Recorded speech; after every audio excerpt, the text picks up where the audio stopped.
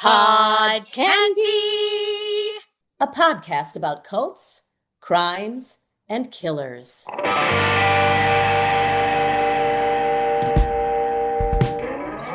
Beneath the surface of smiling families, carefully curated modesty, and scripted joy, there can be something much darker. In today's episode, we're unpacking Shiny Happy People, the docuseries that examines the Duggar family and their connection to a controversial and deeply damaging belief system, the Institute in Basic Life Principles, or IBLP. Founded by Bill Gothard, IBLP preached strict authority, submission, and silence, especially for women and children. But behind its moral messaging was a framework of control, fear, and in many cases, abuse.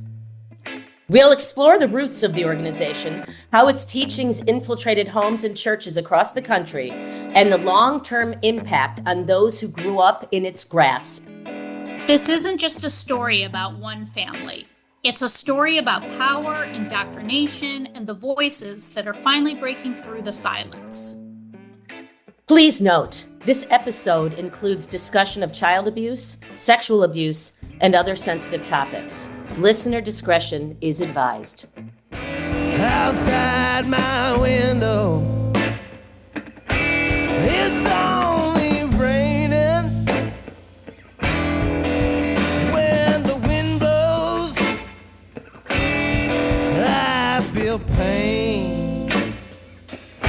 I don't need no doctor, baby, I'm not sick.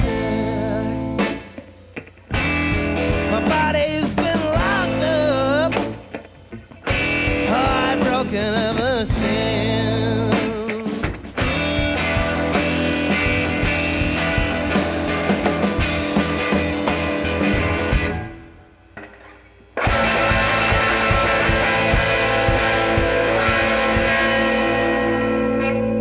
Stacey, you are... I'm the expert. You're the expert. You've done a lot of research on these people. I am just 2 years. I'm an enthusiast, as I like to say. Like, I like following these, all these documentaries and these people. But Stacey, all I got from watching these 4 episodes was like complete anger. Like, I'm angry at these people, and I'm angry that people follow this. I'm like furious of how they treat women and kids, and that these people are now impacting our political landscape.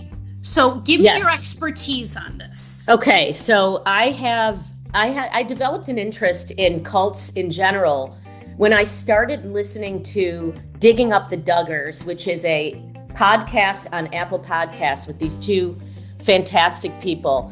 And I was listening to, I didn't know. I watched 19 Kids and Counting, 18 Kids and Counting, 17 Kids and Counting, 14, whatever it was. I watched all of them.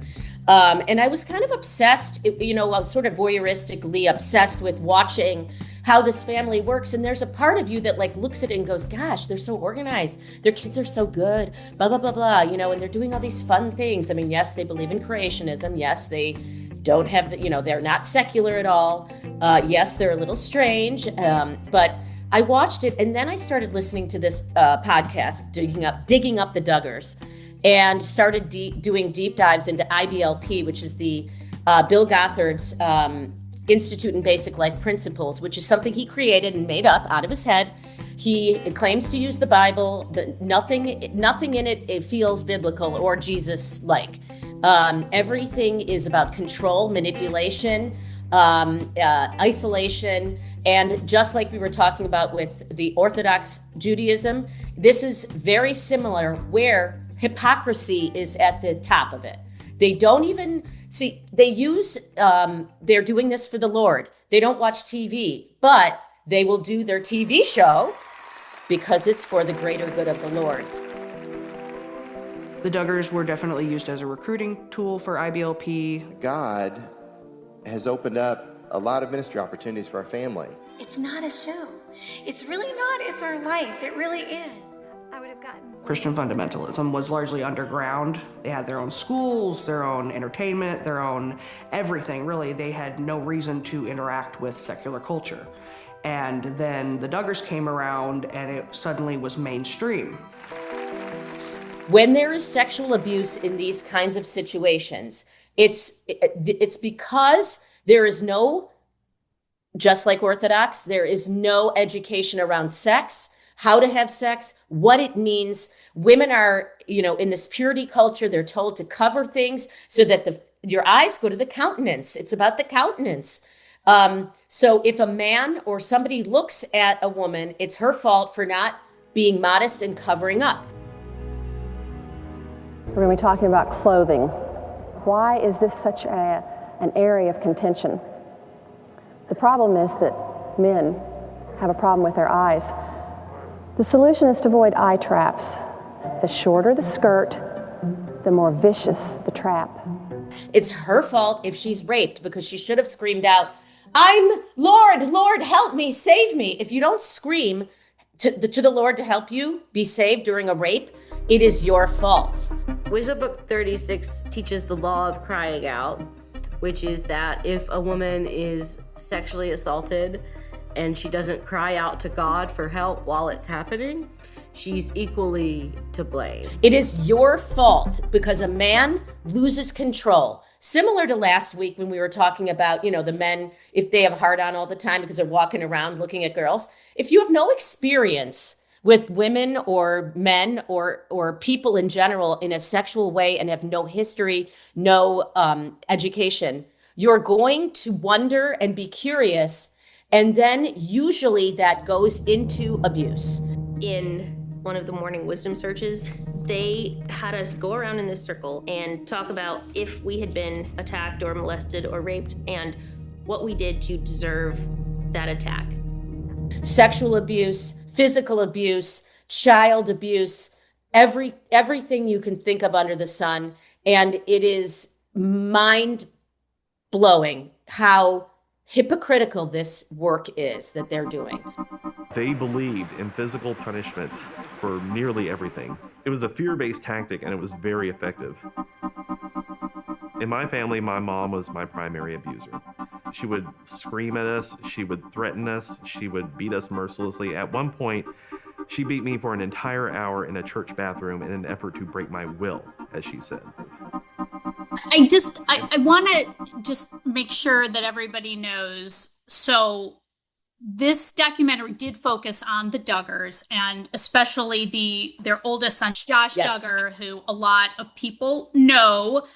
Josh molested his sisters and he also was convicted of child porn, but his parents knew about this for a very long time and covered it up.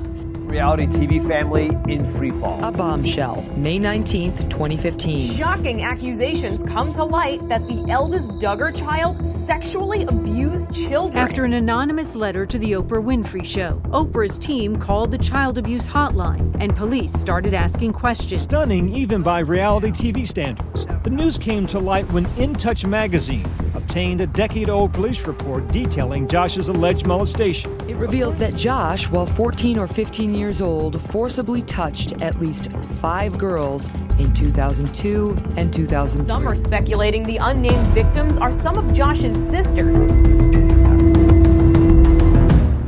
And therein lies the hypocrisy, but also, like Stacey, you were saying, with a lot of these cults, these religious cults, they don't talk about sex to their children. It's always taboo. You don't kiss until you are married. You don't have sex until you are married. You don't do a frontal hug. Right, no frontal, no bumping privates until you are married. No dry humping, ladies and gentlemen. No. But so I think that where we hear about all this abuse and all of the molestation that goes on to children, I fervently believe it is because of these laws and their kids when they marry.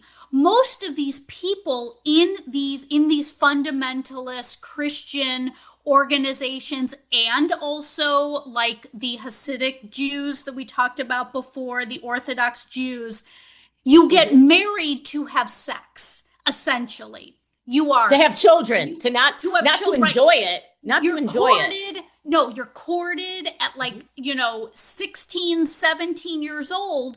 And then these are your betrothed. So the only way you can have sex is in these fundamentalist groups is if you get married and you have sex to procreate. It's not necessarily about pleasure. However, the men get the pleasure. The women just lay there, spread their legs, and are like, I just want to have kids. That's what this fucked up group is all about, and it makes me furious. I've had a little more time to process this IBLP stuff. There's so much, underlying, I've also spread my research out because I was so interested in the Duggars, and, there's all these things that you have to do for your husband.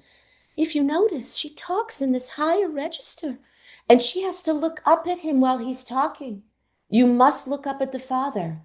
And then you talk to your kids like this. Now, the kids only are homeschooled in the IBLP, the Institute in Basic Life Principles, and then you are invited to Gothard's house to be one of the Gothard girls, which is a big honor. The Gothard girls, I think 36 of them came out against him that he raped them or that he touched them inappropriately. You're telling these people no sex, no this, no sex, no sex, no sex, and then you're abusing them.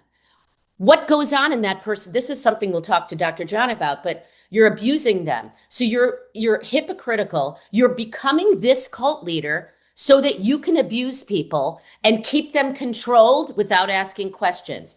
These women feel like they're being raped. They don't know what sex is. Can you imagine not knowing what it is? So I've been listening to another source, which we're going to talk about the Duggars. But because of my interest in the Duggars, I started listening to The Cult I Left Behind, which is a podcast. I found it on Spotify with Amanda, who was in the IBLP cult, had a very similar situation to the Duggar girls, Ginger and Jill. Actually, it might have been they're all J names. I think it was Jessie. Jessa and Jill. Jill is the one that's out of the cult now. Jessa is not. And Ginger is still in a similar cult called Calvinism, but she's not in the IBLP group anymore. But I listened to about 10 episodes when I was driving to Miami of Ohio about this woman, Amanda, and her upbringing, which was very similar. She grew up in Chicago in the suburbs, and she was abused by her brother from when she was 5 years old. And he and her parents, they did, and similar to the Duggars, they did nothing. They just told him to apologize twice. They didn't help her. They didn't take her out. She's had so much trauma, this girl.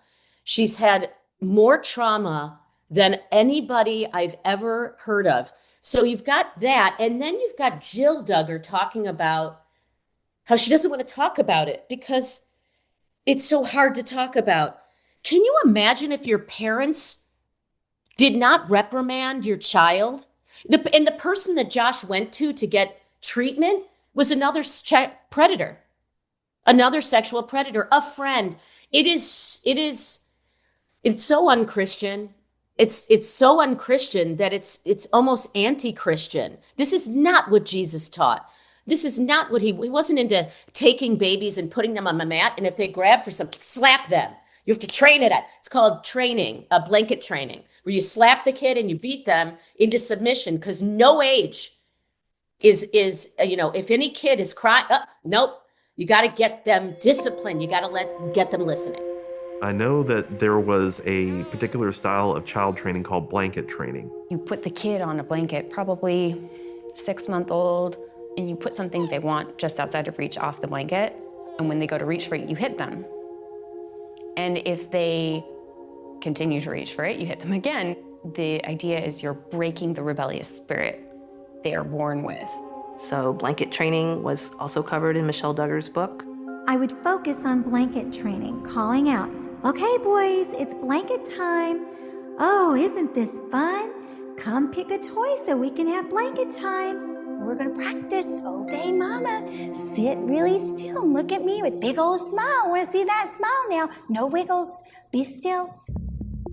There's so many topics. I know you are so passionate about this. There's so many. I almost feel like we could do like 12 episodes about this, but I'd like to do more, actually. Yeah, I think I think like you had mentioned too, about this made up group, the IBLP with Bill Gothard, just like a Scientology where, L. Ron Hubbard is Xenu and we're creating this. Like, these are people not from necessarily religious backgrounds.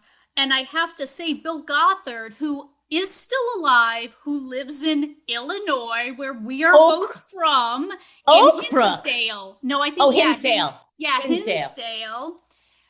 Never been married. Never been married. Interesting that the cult leader who makes all the rules for all of his followers has never himself been married, nor, as I guess people are saying, has had children, but keeps coming up with all of these trainings, like you had mentioned, like with the blanket training and all these other like child labor trainings. He comes up with all of this as it's just basically word vomit from his brain of, oh, how can we like keep women and children down so that the men rules. It's just out of his crazy mind. And then, like you said too, all these women are now coming out saying that he has sexually and emotionally abused us. How many times have we heard this from cults? It's every time. Religious cults. Over and over and over again. And when Dr.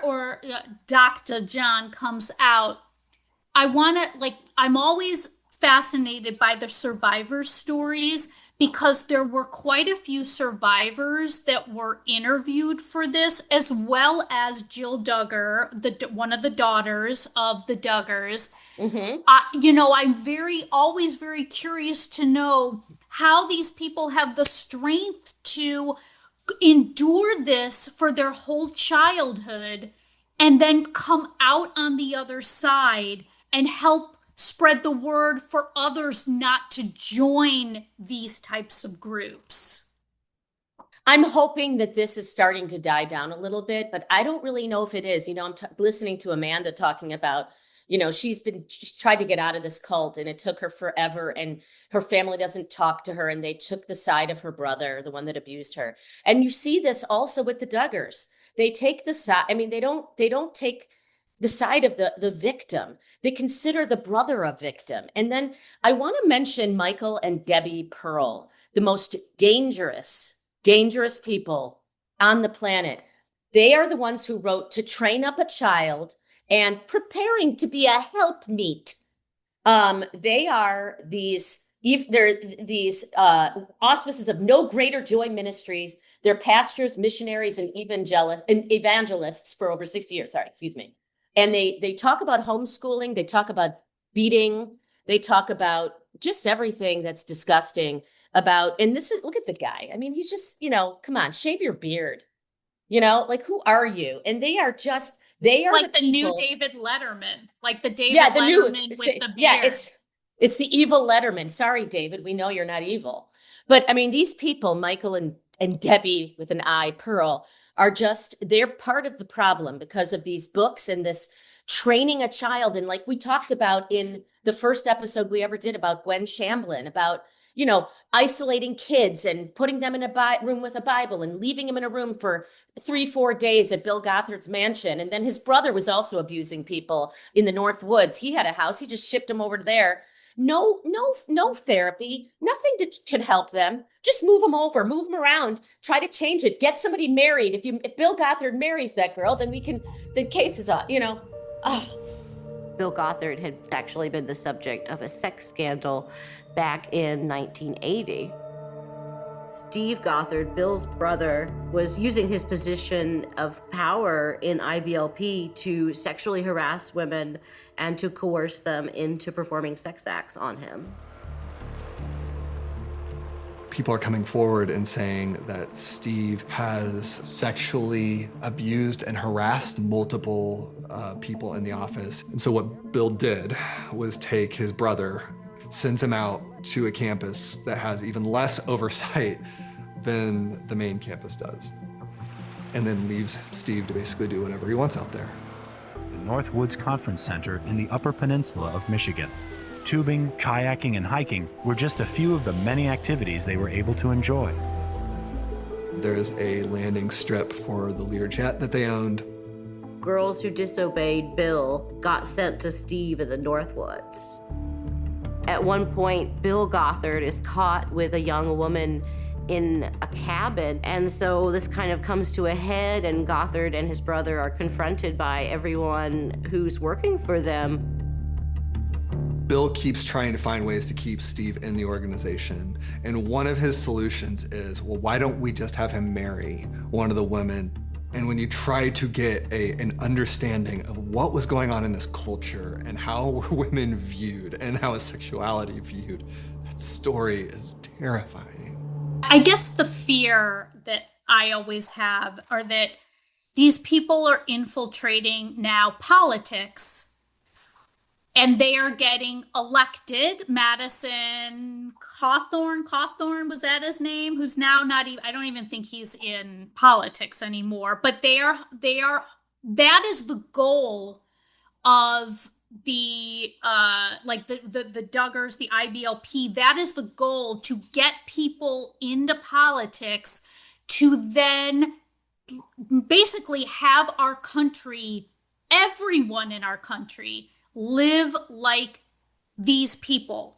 We should always, look up to the man. The man is the one who has the say. The women are just meant to bear children.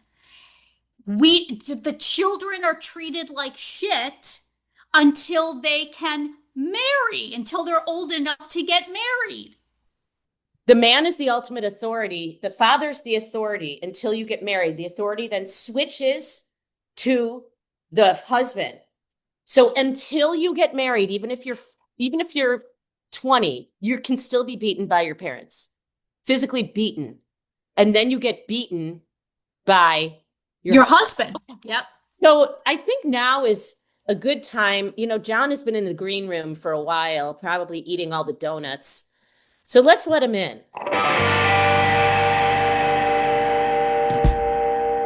Hi, John. Hi. Damn good donuts too, Yeah, I'm sure. Homemade donuts. If we had a sponsor, we could, mention the name of these delicious donuts, but yeah, maybe we'll get a sponsor for donuts. Spunky Dunkers. Hey, Spunky Dunkers in Palatine. Do you want to sponsor us? I love Spunky Donuts. Do right donuts, Spunky Dunkers. Try to say that 20 times in a row. Yeah, right. So anyway, John, shiny happy people. Yeah. They always have to smile. Tell us what you took away from the documentary that I've watched like 3 times now. Yeah, it was shocking. A couple of things I want to say right off the bat. I didn't really follow the Duggars. I had no interest in the Duggars when this whole thing came out, the 19 Children show or whatever. And I think that's an important point, is that a person like myself doesn't get attracted to that kind of show or material. So we're really pandering to a group of people that, Stacey, and, with all due respect, people that really get sucked up into the voyeurism of these people. And there's nothing necessarily wrong with it. It's entertainment, etc. And that's, both of you talked about the anger after watching this. And I have to say, I'm also angry at TLC. I'm angry at how can you have the moral compass that would exploit these people and use them and shape these episodes to convey a particular message. And they did it just for the ratings. I don't think these people were into it themselves, but I was very angered by TLC and how they manipulated the shows and put it on for a sensational effect. So that was my anger. Another takeaway was just the disingenuousness of the Duggars, and one little moment really encapsulated this for me. If you remember in the first episode, he's baptizing his own child. So this is important. He's baptizing his own child. And he goes, in the name of the Father, Son, and Holy Spirit, amen. It's like, are you really believing what you're doing, or is that just going through the motions?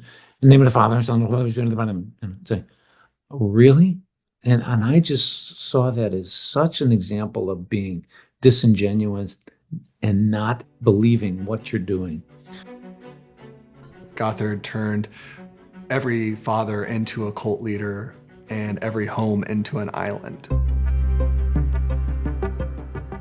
My father was very attracted to the patriarchal teachings of IBLP. The control and protection that it would have afforded him was exceptionally valuable to him, especially as I would come to learn later that he was a predator.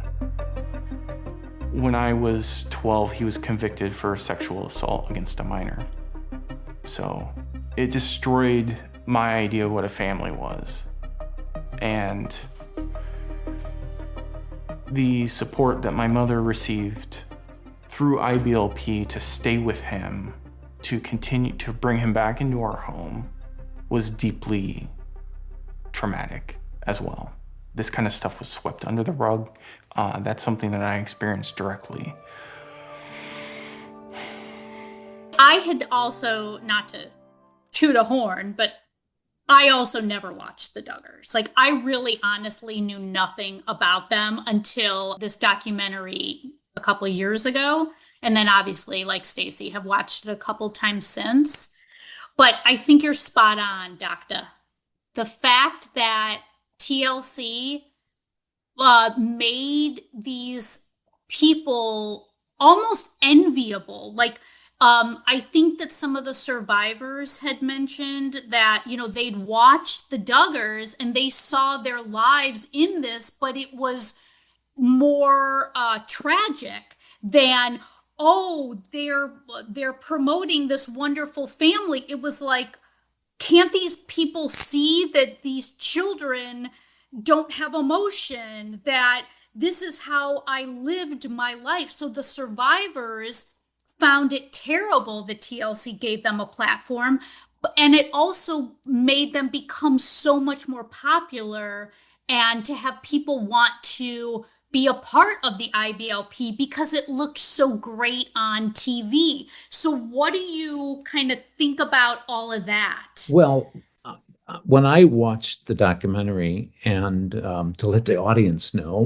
when I watched this for our Candy podcast, I write notes. I write down notes. I study the documentary. I'm just not watching it with a bowl of popcorn or a donut and a beer. So I'm studying the whole thing. And as maybe within the first 15 minutes, I wrote down a note, and I have it here in front of me right now: freak show. This TLC created a freak show. Now, we love freak shows. I was fascinated when I was a little kid. I don't know, maybe it's dating me, but we'd have carnivals around Chicago area, neighborhood carnivals, but they'd always have this kind of creepy freak show kind of house you went into. And we love freak shows, and TLC was playing on that. So I think that the freak show aspect of it is just very alluring, and still alluring to this day. I still am, fascinated by freak shows. Well, what I'm thinking is that, they glorified this show. They talked about, the religion. They talked about IBLP a little bit, like, their homeschooling and stuff. They didn't go into detail about Bill Gothard, Mr. Gothard, who's their god.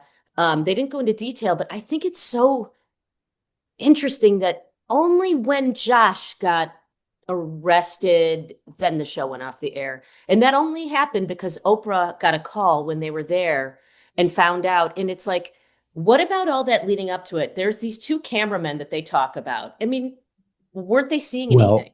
And I think Stacey, great point, but I think it goes even deeper. It was taken off the air because TLC was afraid of the blowback that they would get for having this, supporting this whole family. Well, my God, whatever executive was in charge of this for TLC in the first place should have saw this train wreck coming, that they were going to be called to task for promoting these freaky, creepy people. And I just want to stick in one really quick point. I am not in this field, but what obstetrician would advocate a woman having 19 children? When I was in med school, I think we heard, warnings about, 4 or 5 children and the toll that takes on a woman's body, let alone 19 children. But anyway, Dori. No, my vagina's hurting just thinking about that. I have not had any children, so for me, 19 sounds like something extremely foreign to me. But so, hey, in my 50s, I'm gonna get started on birthing 19 kids. But I think with the whole TLC thing. And we also need to mention Jill, who is one of the daughters and one of the main people that was interviewed for this and kind of going against her family. The kids had no rights. The kids had to do the show, right? They had to do the show all these years. And when Jill became closer to an adult, she didn't want to keep doing the shows. She was in a newer relationship. She didn't want to do a spin-off show once Josh got convicted of child pornography. She didn't want to continue. And they also made Jill and her sister, her parents, the parents, made them do an interview on Fox News about how their brother, it's not that big of a deal that he molested all those years. The survivors of the abuse go on the Megyn Kelly show and are kind of forced to kind of relive the trauma and kind of downplay it. In hindsight, I wouldn't have done the Megyn Kelly stuff. I felt like I was in a place again of bearing the burden and the weight of just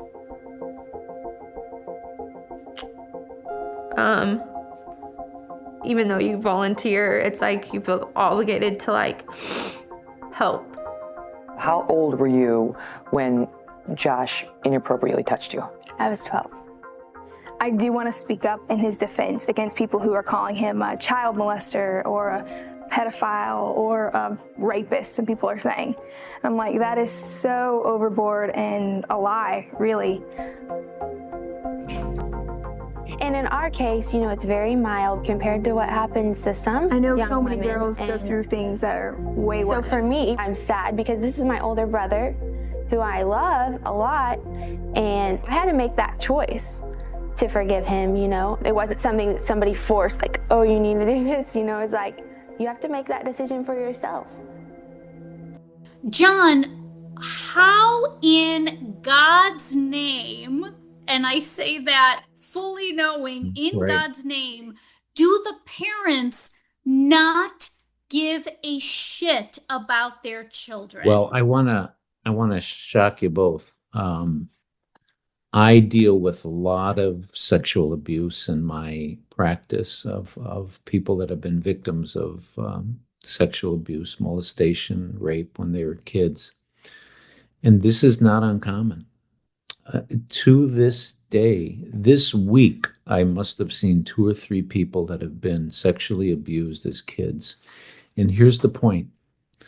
The point is, every time this has happened, it's typically a father or stepfather or the male putting themselves upon the young girl. The mothers don't say anything. This is not uncommon. And if there's one message that I hope our podcast gets across to people, you have to speak up about these things. You have to speak up because we see in this documentary and what we're talking about today, our dear audience, that when you don't speak up, it becomes so much more devastating and so much more damaging. The other issue is, the statute of limitations runs out sometimes because these kids don't say anything till later, and then nothing can happen, which is what happened with Amanda. She did speak out and tell her parents. They didn't do anything. Then she spoke out again when her brother was, shoving things up her and she was bleeding. She comes downstairs. They said, well, we'll talk to him. But they never did anything. And then years go by and she finally went to the authorities. But the problem is that there's no proof. There's no, so you have to say something right away. You got to call the police, I guess. I don't know. What do you do? Absolutely. You call the police. And again, it is so common that, the moms, the grandmas, Are they embarrassed? Are they ashamed because they chose There's a lot this of things person? involved. It's multi-determined. There's the embarrassment. There's their own safety and security. The guy is going to come after them. That's a big fear. Their own security in terms of money. Oftentimes, the husband is the major breadwinner in the family, and the women are afraid of saying anything because what will they do? They'll become a single mom with damaged kids and no resources. So men hang this over the women, and they're afraid. They're afraid to say anything. But we have to get the message for women to speak up and speak out. You're going to be okay. There's plenty of resources out there, women's rights groups, shelters, etc. And I know it's going to be tough, but it's important. It's very important to speak up about this abuse. I have one more question. I mean, this is getting back to the Duggars. They wanted to do this, it's so you're right about TLC. They're just whoring stuff out. Now let's do Counting On, but we won't mention the abuse. We'll just have you and your sister do this thing. They didn't want to do it. Jim Bob, he didn't pay these kids. He just raked in the dough for Jesus, for the Lord. If you can use that for that, everything. That's all the excuses are that. But think about Jill when she had her baby and wanted to do it privately with her husband. And they made her bring cameras in that room. She said no. No doesn't mean no. I mean, that made me so upset for her. But she has no privacy, no autonomy. And they're not even paying her. He made them sign another contract for the rest of their lives that they would be filmed on camera, and he wasn't paying them. Yeah. He was using them for slave labor, free labor. I picked up on that throughout all of the episodes, 4 episodes in this documentary. And the kids are always peppering their conversation. Well, it was for the show. It was for the show. Now, let's face it. Yes, they are under subjugation, but they also got a kick out of doing the show. I mean, you're a kid, you're on TV, you're kind of a pseudo celebrity, etc.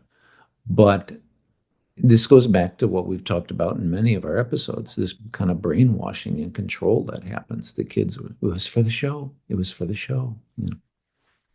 Well, so these, these documentaries come out on IBLP, on other cults, but they're still thriving.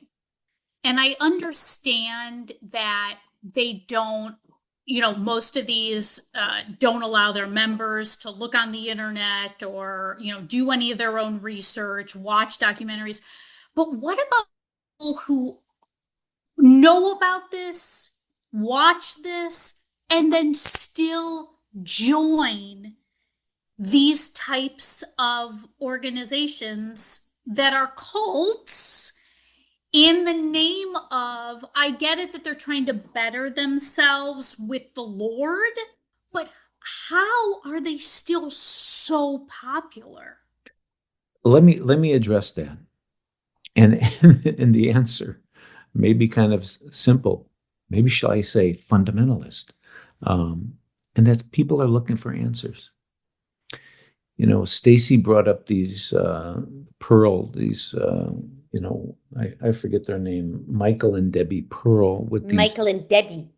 unbelievably torturous discipline towards kids, spanking and teaching how to spank your kid.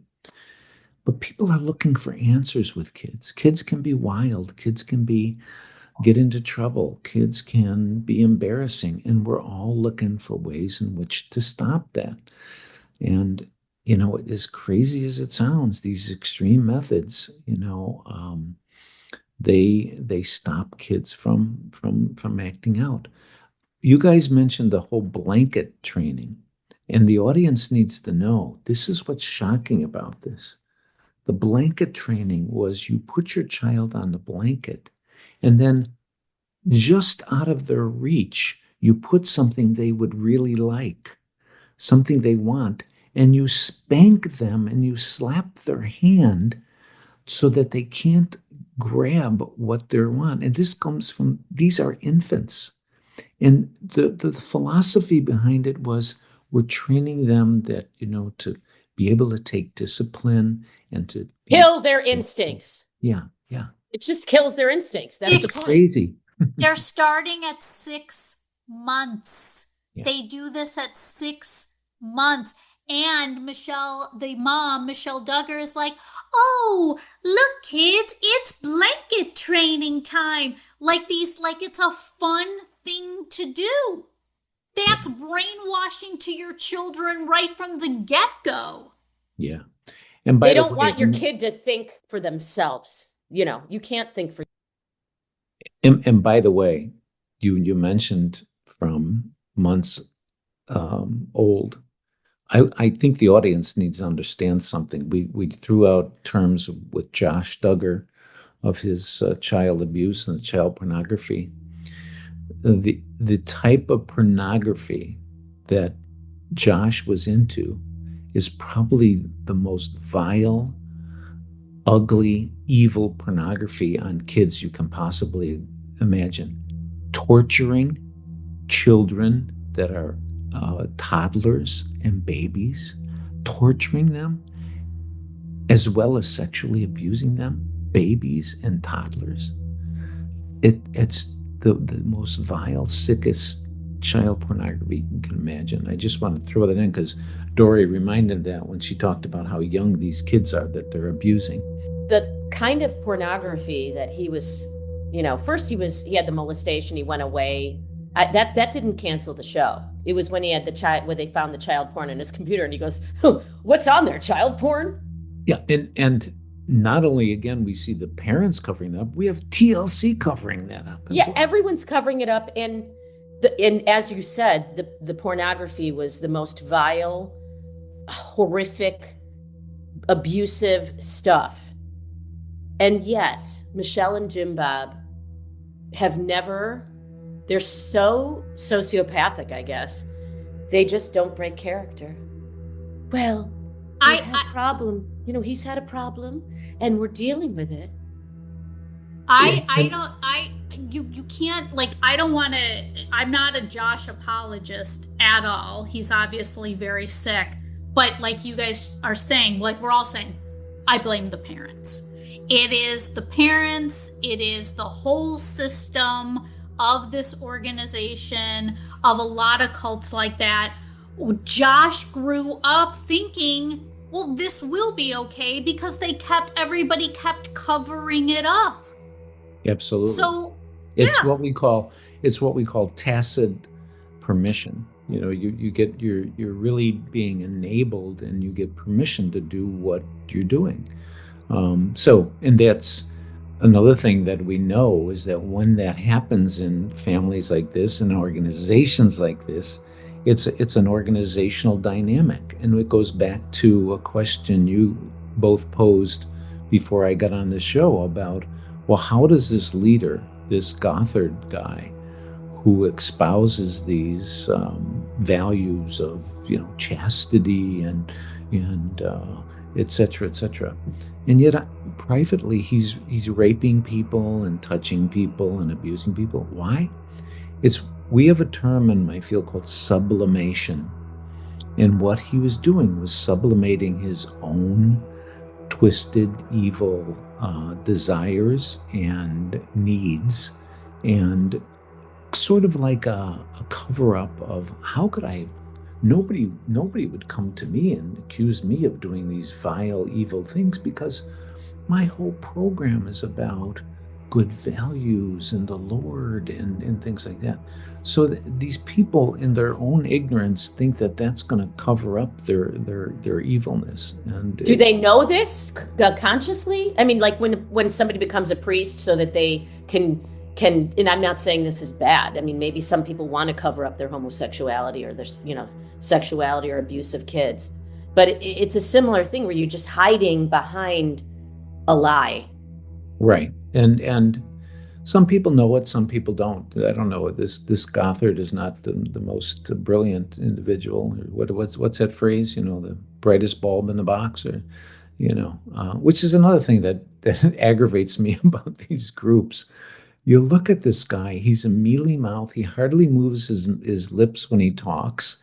He's got a haircut from the 1940s, a helmet hair kind of a guy. Wears a suit to the beach. Like, he actually wears his suit to the beach? Yeah. Like, I want to know, I want to see I want to go look up on the internet, because I want to see him in that 3-piece suit. There was a few seconds in one of the episodes where they had some kind of luau or some kind of party. Everybody's in Hawaiian kind of get up, and he's in a suit. The same, by the way. It's good for SPF. It's good for protection. So. But right. Doesn't this all come down to the do as I say, not as I do? Absolutely. It's all hypocrisy. It's do as I say, but I'm going to do every single thing against what I say. And these people still follow fervently and believe these quote unquote leaders. Stacey showing a suited up photo. Bill Gothard, not at the beach, but he is suited up. With his little kind of used car salesman smile that he's got on. He's so gross. Even when he got fired, his board got rid of him. They still kept the stupid books that he wrote. These stupid books that are outdated. And let's just talk about the umbrella of protection. Every one of us has umbrellas of protection. If we get out from under that umbrella, we expose ourselves to the realm and the power of Satan's control. Bill Gothard's main thrust was authority, authority, authority. God creates an umbrella of authority over us. The kids obey the parents obey the pastor obeys Bill Gothard, and I guess Bill Gothard talks to God himself. You must always obey your chain of command, and that included wives obeying their husbands. If you're under your umbrella of authority, nothing bad can happen to you. You need to be protected by your father, your husband, and then her husband speaks to God. But if you're not under the umbrella of protection, then a demon or the devil will get to you. You will get. So the umbrella of protection is basically another way of saying we're isolating you from the world, from the secular world, and making you compliant and submissive. Yeah. And he stepped down. 34 women accused him of sexual harassment and molestation, with some incidents allegedly occurring when the victims were minors. He was sued and it was dismissed. Statute of limitations had been exceeded. Again, with the statute of limitations, I'm so sick of that. You know, it's like these people don't have the education to know to tell people because they think they're going to get in trouble because it's their fault. I mean, it all goes back. Well, if you recall that one, I forget her name right now, but she was a blonde woman. She said, I'm sorry, the one with she colored her hair kind of pinkish. And when the documentaries were talking about the lawsuits that were flying towards the Duggars and Gothard, she said, I would really want to help, but I'm so afraid of how much money and power they have that I decided not to go into the lawsuit. And this is how they get people, is that they have, and I would say to anybody who feels that they're involved in something like this and they're powerless, we're not powerless. In fact, I love that quote from, his name was Chad Harris, who's on the documentary. It was, I think it was the last quote in the last episode. He said, the whole result of all of this, what we learn is that the people really do have the power. And that gets to, what you both were bringing up about how does an individual have the courage and, the strength to stand up against all of this. And that's really what Chad was talking about, is that we do have the power. They don't have the power, and people need to understand that, Remember when Javi said, she knew that this was weird shit, like when she was using that rag. She knew inherently. And this Amanda on this other one, even though she was brainwashed in this other cult one, she knew that there was something wrong. You have to have that nugget. And I'm glad you set me up for this next comment, because also this same Chad Harris said, and I thought this was perfect of a statement. If that little voice in the back of your head says that this is wrong, or it's weird, or it's crazy, don't lose that. He said, it probably is, And I pumped my fist when I was watching the documentary going, yeah, Chad, that's it. And that's the message to our audience. If this seems strange, something like this comes into your life and it seems strange, a little mealy mouthed guy with helmet hair is espousing some crazy shit, it's probably crazy shit. I know we can do, again, multiple episodes on this. And I think we're going to, because I did find out that there is going to be a sequel. The second season of Shiny Happy People is going to be premiering on Amazon Prime. And I, for one, would definitely like to maybe do another episode on this as we move forward. But because we could just go on and on about IBLP and the Duggars for sure. Absolutely. I mean, the premiere is on June 23rd. Shiny Happy People, season 2, A Teenage Holy War is what it's called. I want to say, I know this is a little cheesy, but I want to thank, well, first of all, you guys, but I would like to thank the people that were on that Shiny Happy People podcast. One of my favorite YouTube creators, Jen, she had the pink hair. She was talking about cults and stuff. She's one of the people I follow. She and her husband are fabulous. His name's James and her name's Jen. They call her the Reverend Jen. She does shows about cults and all this stuff. And she was on that show. I want to say thank you to her and thank you to all the people that introduced me to this. Thank you to Jill and all the people that are speaking up against IBLP. And thank you to Amanda from The Cult I Left Behind, because she's really brave to come out and she speaks to people all over the country about this. And this is a very dangerous cult / religion, quote unquote, which it isn't. And it's very dangerous. And as we all said, if you try to get out of it and you tell people, they won't necessarily do anything. And if you don't do it immediately, the statute of limitations will run out and then you don't have a leg to stand on. Sorry, I wanted to make that speech. It's just really, this particular religion is just it's more hypocritical than most to me. They're all the same. angry. They're all, yeah. It's sad. We're pissed. People's childhoods are I want to ruined, emphasize the word evil. I've said it a couple of times. You know, to Mhm. me, these people are just evil. They're the opposite of what, that's espousing God and Christ and being close. No, they're closer to Satan, and if that person Yes. exists or that Yes. entity exists, than goodly or godly. They're evil. They're evil. They Yes, abuse I do people. have to say, since I'm also a pale-skinned lady, great to know that the Gothard does wear that suit, because now it makes me, even though he's the most evil person in the world, I think it's more acceptable for me to be fully clothed when I go to the beach this summer, which I think it's kind of opened a door for me. It's kind Well, of Oh, yeah, opened, that sounds opened a new great. window. I think that's I'm going to chapter Paris. I'm 12 gonna- in his book. Chapter 12. No, I mean, people are nude and topless on the Seine, aren't they? I'm going to go to the Seine in a full suit with I like heels, go through the sand. Yeah, there's, again, a lot we can say about this particular cult, but I really enjoyed having this conversation with you guys. Well, I want to say the real purpose behind what we're doing here is, it's hopefully entertaining and fun, but we hope to reach people with some messages about what do you do if you're confronted with this, or this touches your life in some way or another, or whether it's you or a relative.